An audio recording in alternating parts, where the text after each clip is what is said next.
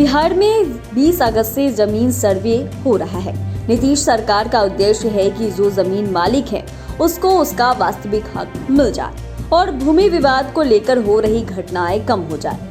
अब जमीन मालिकों के मन में कई तरह के सवाल उठ रहे हैं कि सर्वे में उनका नाम कैसे चढ़ेगा। कई लोगों के तो ये भी सवाल है कि अगर मौखिक रूप से भाइयों में बंटवारा हुआ है तो क्या होगा, क्योंकि सरकार तो एक एक डिटेल्स मांगेगी, एक एक पेपर मांगेगी। जमीन पर कब्जा है लेकिन पुख्ता कागज उनके नाम से नहीं है।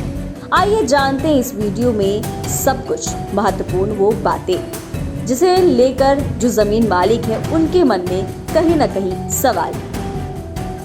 वंशावली नहीं है या मौखिक रूप से बंटवारा हुआ है तो घबराने की जरूरत नहीं है। भूमि सर्वेक्षण विभाग के एक अधिकारी ने जानकारी दी है और बताया है कि जमीन सर्वे करने के लिए जो अधिकारी जाएंगे उन्हें भू मालिकों को उनके नाम की जमीन का प्रमाण लिखित रूप से देना होगा। उनके नाम से जमीन है या नहीं यह भी प्रस्तुत करना होगा। ऐसे में जिनके पास खानदानी जमीन है और पहले मौखिक रूप से बंटवारा हुआ है, साथ ही जमीन पर कब्जा है, तो उसके लिए भी लिखित बंटवारा देना अनिवार्य है। अधिकारी ने कहा कि खतियान में जिनके नाम से जमीन है और उस जमीन को जितने लोगों ने बांटा है, सभी सदस्य सादे कागज पर सहमति से बंटवारा का पेपर बना ले। कागज में जितने लोगों के पास जितनी जमीन है उसका प्लॉट नंबर और चौहद्दी दर्शाए। परिवार के सभी सदस्यों का हस्ताक्षर होगा। कागजात सर्वेक्षण अधिकारी को देंगे तो कोई समस्या नहीं होगी। सर्वे में पहले वंशावली बनवाना जरूरी है। भूमि सर्वेक्षण के अधिकारी ने बताया कि सर्वे में वंशावली देना अनिवार्य है। अगर आपने वंशावली नहीं बनवाया है तो ज्यादा परेशान होने की जरूरत नहीं है।